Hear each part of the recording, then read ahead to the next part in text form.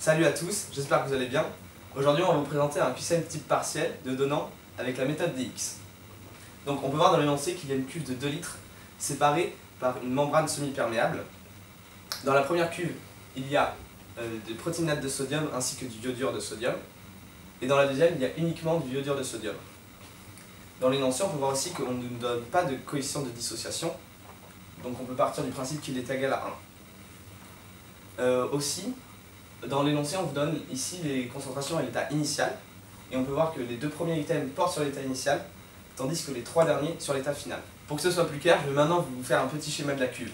Un petit conseil, en partiel, prenez toujours le temps, 30 secondes, de faire un petit schéma pour clarifier les choses.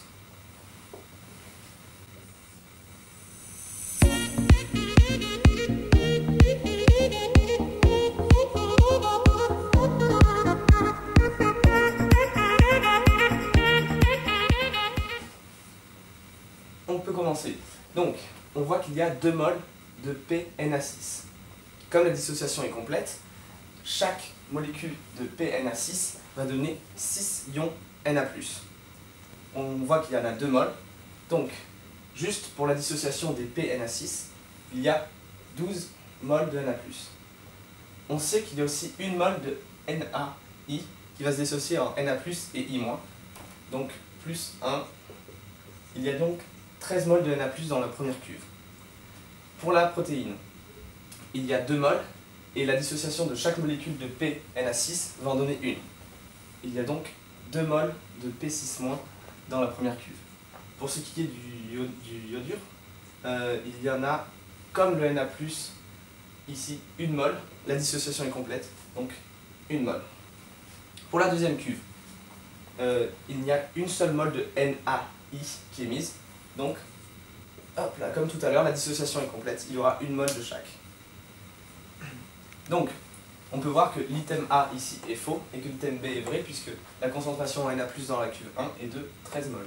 Ici, nous avons donc la situation à l'état initial. Alors, ce qui nous intéresse, c'est la situation à l'état final pour les 3 derniers QCM. On va donc regarder comment les ions vont changer de cuve. On peut voir qu'il y a une grande différence de concentration entre les ions Na+ de la cuve 1 et les ions Na+ de la cuve 2. Par cet effet de différence de concentration, les ions Na+ vont donc migrer de la cuve 1 vers la cuve 2.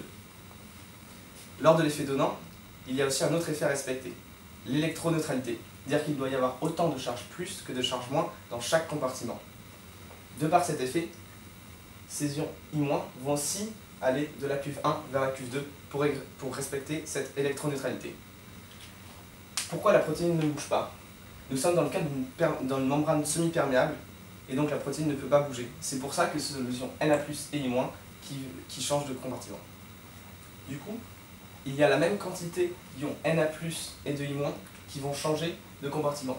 On peut donc rajouter ici moins X, pour X la quantité d'ions qui varie, et ici plus X. Donc, pour retrouver les X, on va maintenant injecter les valeurs qu'on a ici dans l'équation de donnant.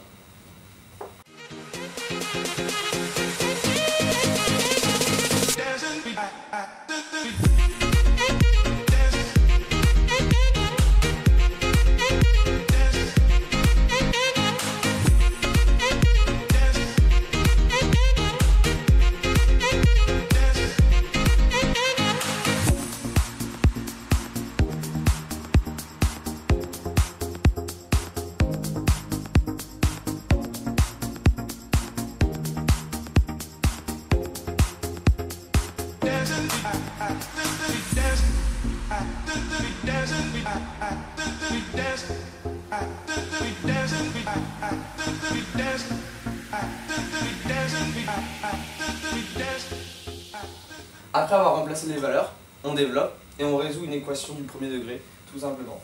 Ici, on se retrouve avec x égale à 12/16 et donc 0,75 mol par litre.